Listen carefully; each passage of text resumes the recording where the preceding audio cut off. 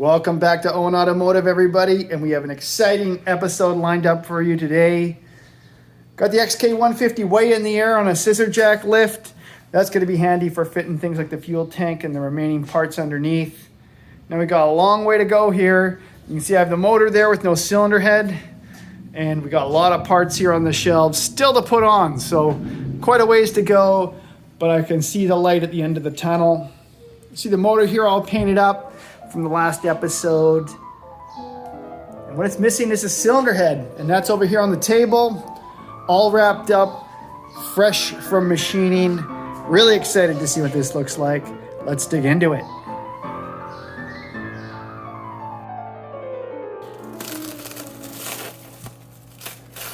It's like Christmas, isn't it? Surprise, surprise.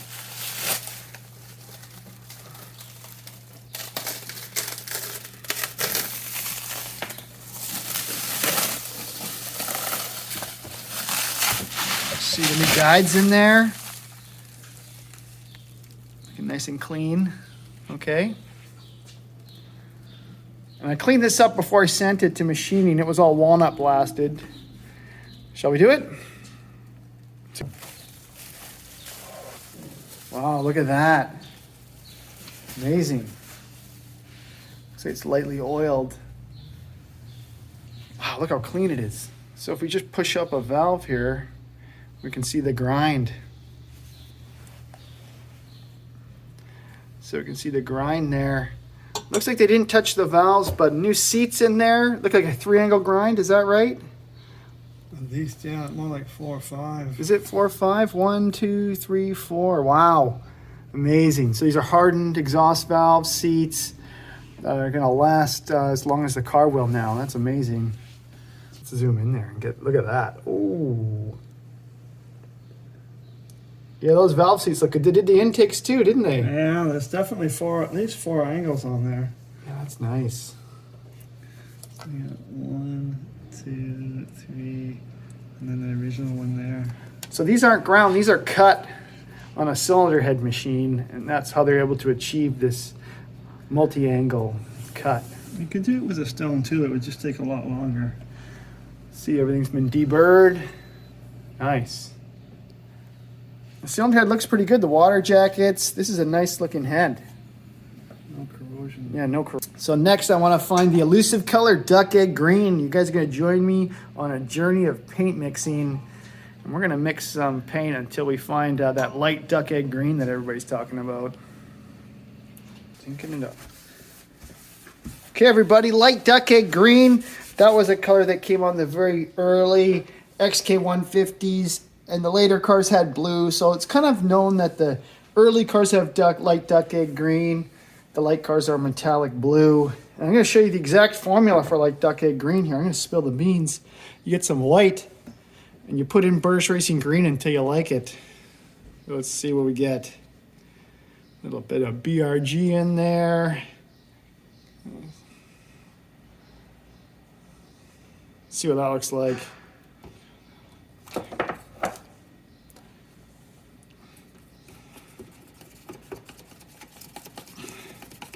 Whoa, look at that. Light duck egg green. We got it.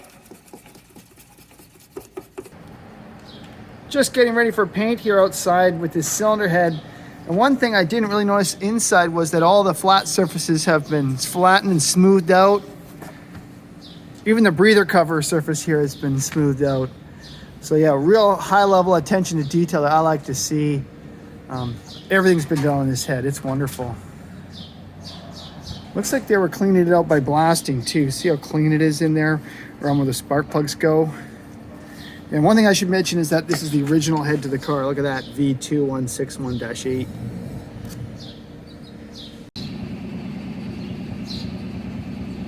Okay, I got these old valve covers I used to mask off the top of the cylinder head. Makes the job a whole lot easier.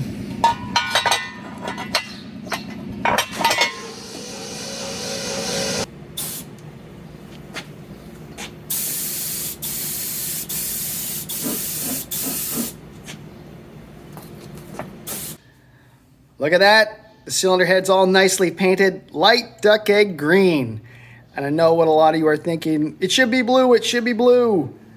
But if I have a look at the guide here, XK150 Explorer, it kind of goes over the colors and spells it out. The 3.4 liter early cars are light duck egg green. The 3.8s are blue. The S cars are orange. And I wanted to respect this car as an early car and give it the right hue on the cylinder head. And that's why I went with light duck egg green. I know this looks kind of blue on camera here, but trust me, in person, it's a beautiful light duck egg green. So I put the studs in the cylinder head. These are the major cam studs. I like to measure them because they can't stick up more than 2 inches off the deck. Otherwise, you won't get a seal on the cam covers. That's just a little trick. Now, with those in place, I can put this hold down kit in. It's a pretty well-known hold down kit. It holds the tappet guides. And I like to fit these on the exhaust side. Here's the tappet guide here. See the hold down. It just gets bolted to the cylinder head like this. And I want to do it in a very accurate way, so I'll show you how I use this thick plate to really accurately locate these hold downs. Okay, let's put the hold down in. First, I got to install this guide plate. Okay, next I can just sneak it in here, the hold down, put it in the place where I want to install it. Then just using another little spacer in here, I can hold it in place, which is really nice to work with the hold down with it just in one spot. Now I can get the center punch in there, pull focus.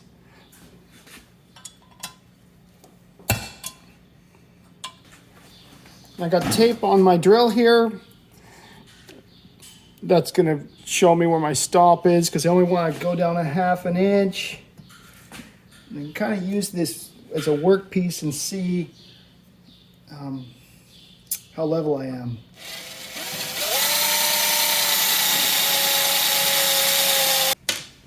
Okay, off comes the plate.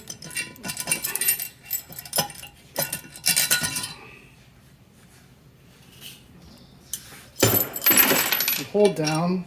See, now I have an accurate positioning of these drills holes now, so I can tap them with confidence.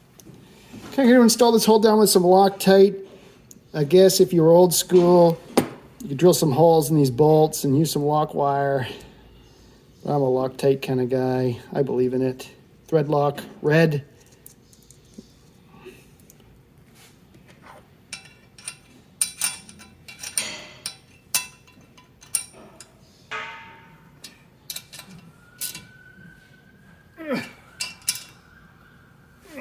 Okay, installed. Happy to get this hold down kit in.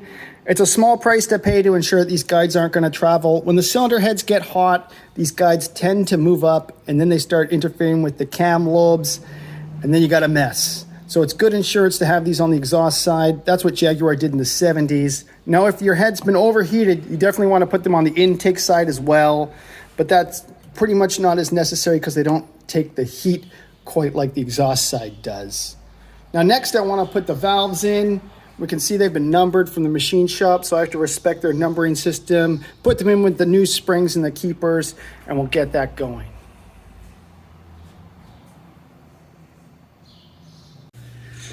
Okay, it's kind of hard to show in the cylinder head, so I'm just going to do a bit of a quick assembly here on the table of how this valve train system works. Essentially, there's a base that receives the 2 springs and a collar at the top of the springs. Now, on the cylinder head, it would naturally sit about here. So we need the valve spring compressor tool to compress these springs to get these cotters in the valve. Just have some grease on these to hold them, like this. And that'll retain the valve in there with some pressure here from the spring. And that's how the system works. It's held in with those cotters. The top here, the top of the valve will actually touch a shim, which will accept the tappet itself that the camshaft moves on. So that's everything kind of explained here on the bench. And to take these cotters in and out, we need to compress the spring, and that's what I'm going to show you. I'm going to be using a tool to compress these springs and get these cotters in place. All right, let's install this valve. I got the spring retainer down in here. This is a new guide that's in here. I got lots of assembly lube on my valve stem. Let me just line it up. So you'll see the top of the valve protrude out of the guide here.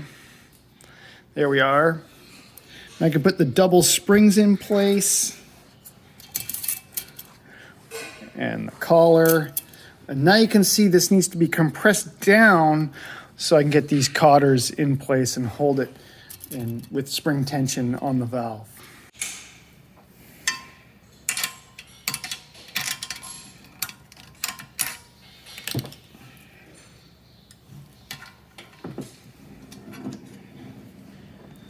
And there it is, all installed. Look at that, got all the valves in. It's a finicky job getting those keepers in there, those collets. Anyhow, I'm going to take a break from the cylinder head. The reason being is that these tappets have a really bad wear on them. See it right there? It's kind of that groove that the camshafts wore into the tappet. That's because it was stuck in place. It wasn't spinning around, and it just made that bad groove in there, and that's no good. So I got upgraded tappets coming and upgraded cam bearings, and so let's work on some other things until those arrive. Yeah. Pretty awesome. I think we just, yeah, we get it. We just put it in there. Get it put in there. I think, Rich, at some point we had you in the middle, you know. Yep, just tugging out. supporting it. And then we'll, you know, stick it in there again. Awesome. So here's the guys from Jetstream. We're going to put in the front windshield on this XK150. We got the upholstery on the pillar. That's really important. It's nearly impossible to get this in there with the windshield installed.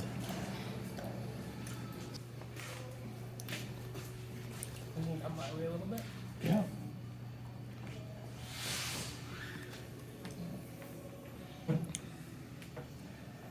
Stick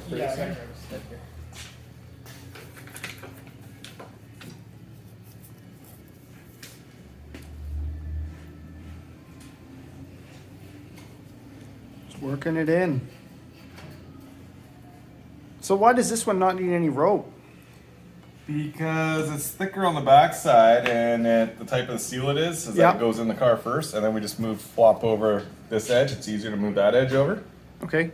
And working around, and then we'll be putting in the lock strip after. So, basically, it's not really a ropeable windshield. I see. Just due to the seal itself, and then the back here, the pillars are a little sticky. So, basically, it comes down to the type of rubber that we're dealing with, right?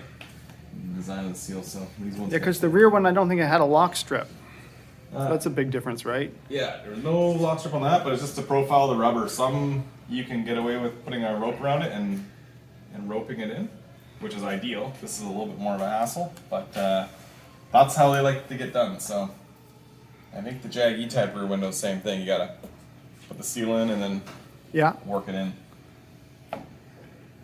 So this rubber here, it's pretty soft. Yeah, it's pretty, It's nice pretty and soft. ple. So the windshield goes in easy, but I wonder how it's going to hold down the chrome finishing strip. Should be all right once Yeah? you get it in there. I think you can give me a shout, and we'll come back and install that too. But yeah, Okay, that's a deal. The rubber is so pliable that if we put it on the windshield and put the rope on, it'll just pull the rubber off the windshield. I see. And it feels kind of loose on the windshield. It fits in the car a lot better. So basically, it's just how it's done. So that's how we do it.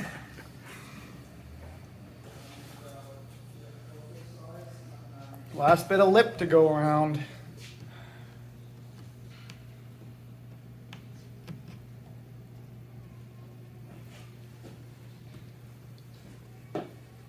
Easy does it, eh?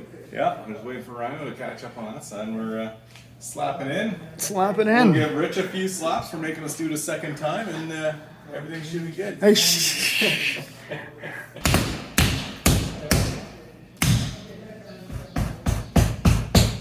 Oh.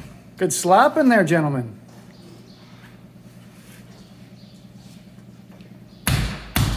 You're looking for there? Yep.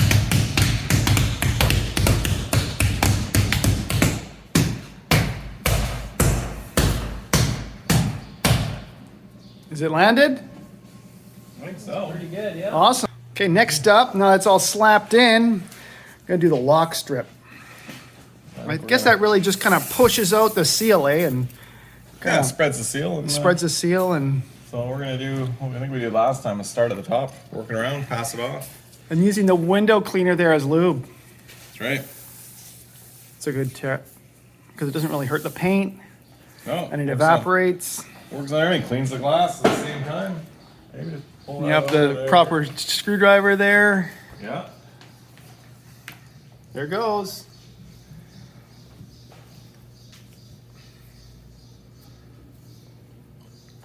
Yeah, it's pretty handy with that tool. Holy. Now don't panic if it pops out in a couple spots. We'll go back and just tidy those up after.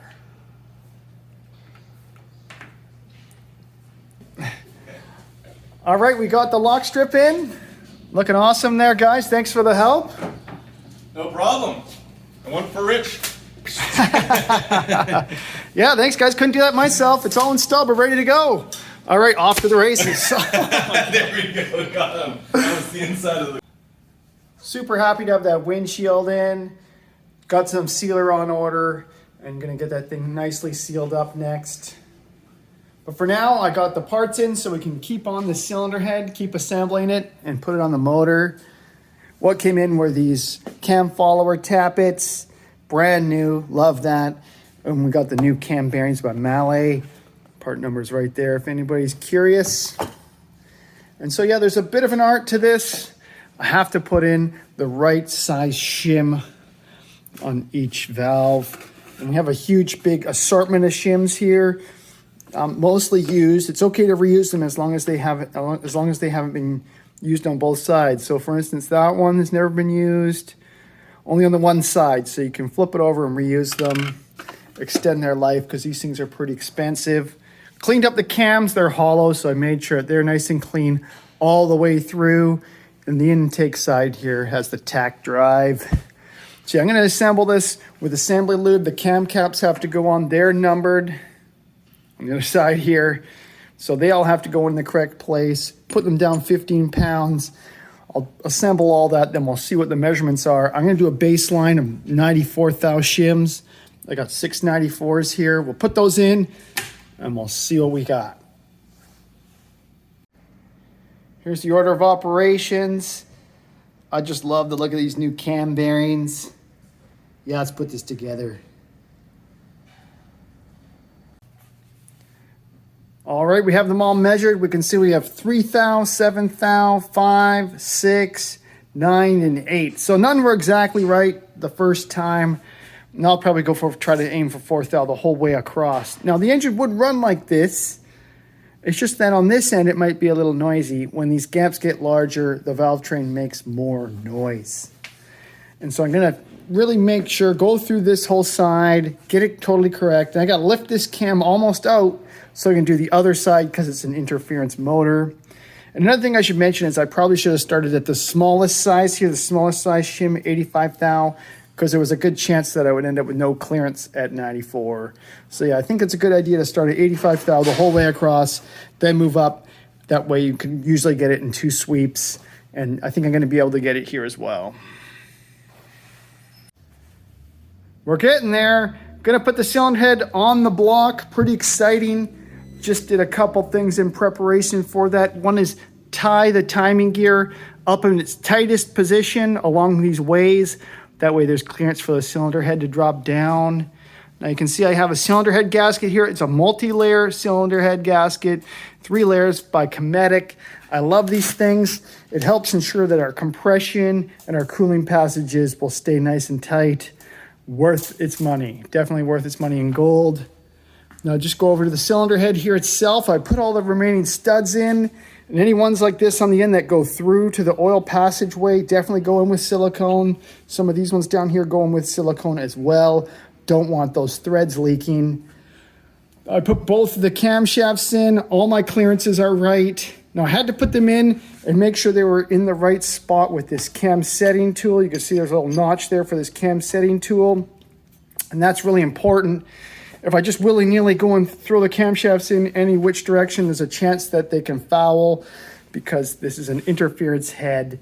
And so just made sure that I had that cam centering tool. I had it pretty much in that position before I tightened down. But yeah, I think we're ready to go. Let's put it on. Okay.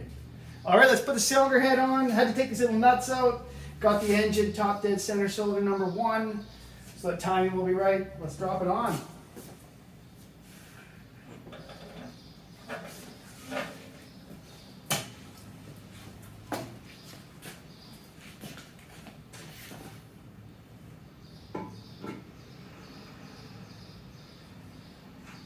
Nice gloves.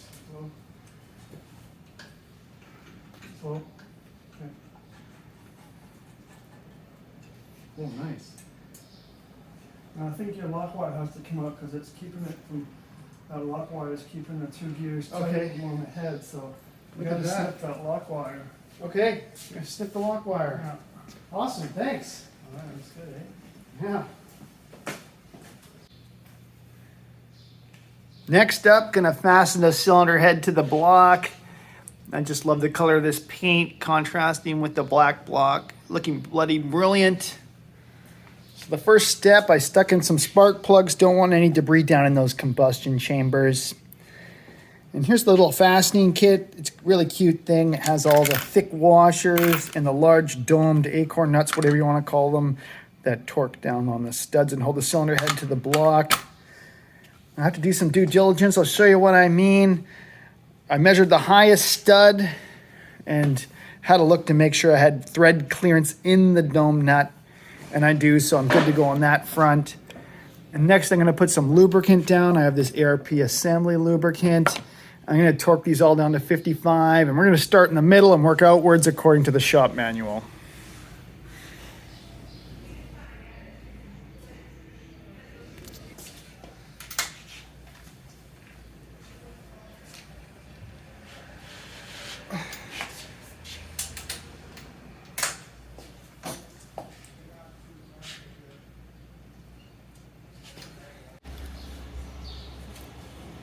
All right, really got that cylinder head bedded nicely down to the block.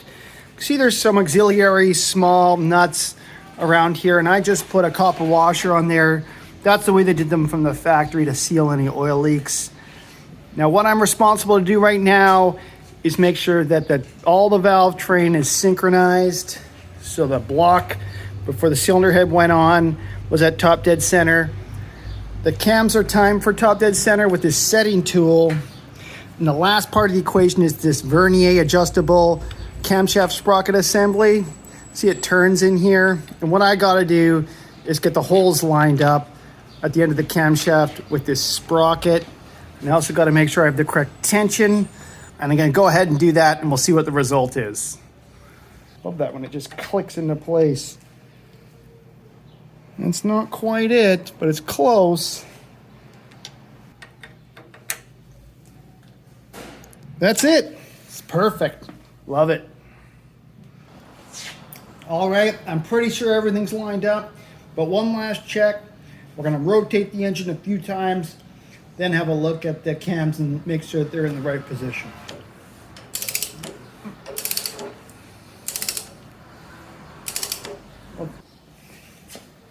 Okay, let's see what we got.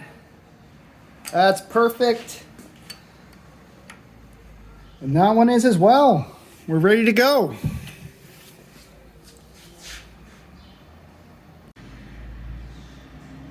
Just finished up with the lock wire. I'm pretty picky about this stuff. This is exactly the way that Jaguar delivered them, just like this, but I'm sure somebody will tell me I'm doing it wrong. But yeah, here we go. Time to button up this cylinder head and cover up all the hard work. Lucky for us, we got these beautiful aluminum cam covers to put on. Now I'll show you what this passenger side one looked like. When I set it down the cylinder head, it was rocking quite bad, and that was a no-go. There was a lot of silicone in there to try to mitigate that, but there's no way when these things are warped like that, when the cam covers are slightly warped, that you'll ever get a tight oil seal. So I did the kind of the homebrew backyard machinist trick, sandpaper on a flat piece of glass, got both the cam covers nice and flat, and that'll ensure a true seal. Another thing I watch out for is these studs. They can't protrude more than 2 inches off the deck here. Otherwise, the dome nuts won't bottom out correctly. They'll just bottom out incorrectly. Another one of these gaskets, maybe it'll pull a focus here. These are cometic gaskets. They're quite thick, and I think that'll make quite a difference. I'll show you the part number here on the cardboard. But yeah, let's go ahead and put this together. I'm gonna use some gasket sealant. Let me grab that. This is a lot like Hylamar. It's just a cheap alternative. It's the same thing. Permatex gasket dressing. This is a non-drying sealant. And I like that because these cam covers occasionally have to be peeled off, so you can have a look in here. You can adjust your valve clearances. So I'm not throwing silicone in here. Instead, I'm using this non-drying sealant. I think that's the way to go. Let's put this together. Got the sealant on my gasket here. That goes. Whew. Can be messy putting this Hylamar-like sealant on.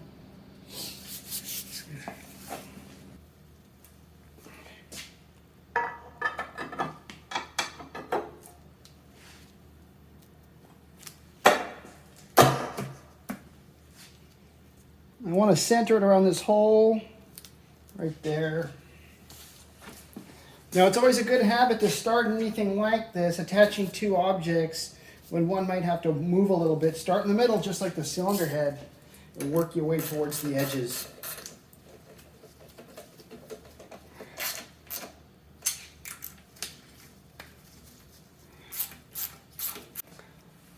Well, that was a long day, but I think it was worth the result. I just love these twin overhead cam cylinder heads when they're all done up nicely like this. So I just lightly polished the aluminum. I really like my aluminum to look like aluminum and my chrome to look like chrome, if that makes any sense. It gives a nice contrast here, I think. And I'm really a twin overhead cam kind of guy. I really wish they made a V12 with two of these cylinder heads on top. I know there's pictures of a prototype. Maybe I'll show that. And they never put it into production, but man, would I be a fan if there was a V12 with two of these poking out. That'd be amazing. So yeah, I'm getting pretty close. I think this is pretty much ready to go in the car, which is pretty exciting. Definitely have some plugs here to put on the end, plug and a tack drive. Now, one thing I do have to do is think about this Tremec that's hiding underneath the shelves. I think I can put the Tremec in after the motor's in, but I'm not quite sure. If anybody has any tips for installing these Tremecs and these XK motors, please let me know. I'm not a 5-speed guy. I really prefer the Moss 4-speed and overdrive, but I'll install this. I'm gonna do what the customer wants. And yeah, that's it for this episode. Yeah, thanks for watching, everybody. As usual, if you have any tips, tricks, comments, or trade secrets, I'd love to hear from you in the comments below. I'll just finish up with the car here looking nice under these bright LED lights. And hiding up there, I'm gonna go up a little bit, is my next project. Look at that CID type up there. That's a one owner, original paint, original interior car, and there's gonna be a lot more to come on that. Probably my next video will be on that E-type, so be on the lookout for that. Well, that's it for this video. Thanks for watching, everybody. See you later. Bye-bye.